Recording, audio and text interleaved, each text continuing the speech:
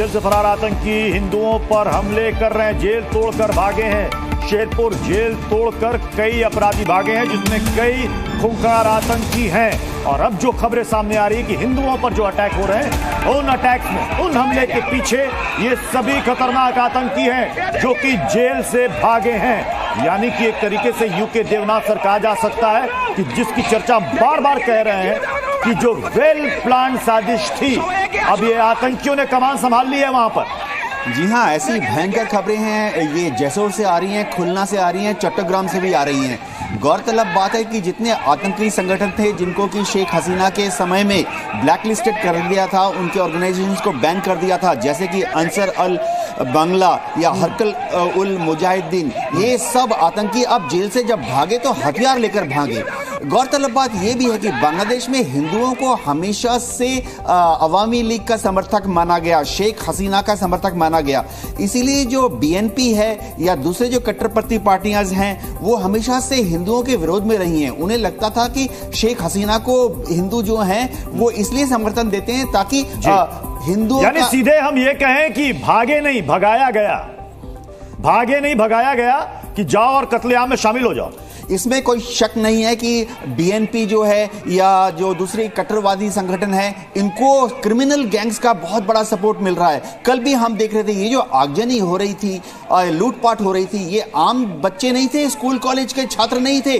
बहुत क्लियरली आपके जो विजुअल्स थे उसमें आप देख सकते थे कि जो लोग लूटपाट कर रहे हैं, आग लगा रहे हैं और अस्त्र शस्त्र का इस्तेमाल करके अब मंदिरों पर हमला कर रहे हैं। बिल्कुल, ये लोग क्रिमिनल गैंग हैं। भीड़ होती है, जो मॉब होती है ना, उसकी कोई जात होती है ना कोई धर्म होता है, लेकिन यहाँ पर जो तस्वीरें देखने को मिल रही है, अब तो बंटवारा कर दिया गया। बांग्लादेश में जब ये हलचल हुई, ये क्राइसिस आया, तो लगा था कि श्रीलंका की तरह अंदरूनी मामला है, सिर्फ ये सरकार के खिलाफ है, लेकिन ऐसा बिल्कुल नहीं लगता। एक साजिश के तहत ये सब कुछ किया जा रहा है और ये साजिश सीधे तौर पर भारत के खिलाफ है। भारत के जो हिंदू माइनॉरिटी वहां पर है उनके खिलाफ है। आपके पास नॉर्थ 24 परगना पहुंचे हैं बीएसएफ के डीजी।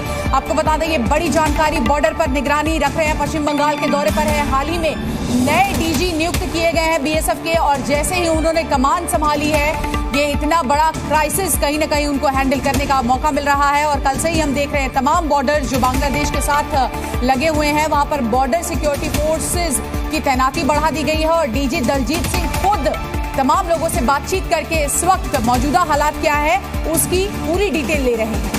दरअसल बांग्लादेश और भारत की लगभग 4096 किलोमीटर की सीमा है, जो कि नॉर्थ ईस्ट के स्टेट से और साथ ही पश्चिम बंगाल से जुड़ती है। और सबसे जो बड़ा इलाका जो साझा बांग्लादेश और भारत करता है, उसमें पश्चिम बंगाल का नॉर्थ 24 परगना है। तो मुझे लगता है कि आरती टिक्कू जी, इसलिए यहाँ पर गश्ती, चौकसी, निगरानी बहुत ज्यादा बढ़ा दी गई है।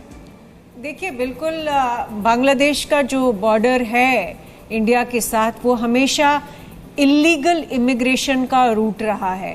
उसमें बेशक 1971 में जो हिंदू परसिक्यूट हो रहे थे और उसके बाद भी लगातार जो परसिक्यूट होके आते हैं इंडिया, उनकी बात छोड़िए, लेकिन इस सब में बड़े सारे एलिमेंट्स जो हमें मालूम है इलीगल इमिग्रेंट्स है, जिन्होंने अफरा तफरी भी की है।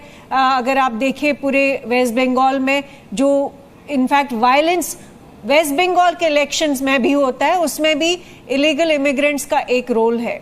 साथ ही साथ अगर आप ओवरऑल देखें, इलीगल इमिग्रेशन ओवरऑल इंडिया के लिए एक बहुत बड़ा प्रॉब्लम रहा है। यही कारण है कि कहीं न कहीं साफ तौर पर गृह मंत्री अमित शाह ने कह दिया है कि बॉर्डर पर कोई भी घुसपैठ की इस वक्त में कोशिश करेगा तो उसे घुसने नहीं दिया जाएगा।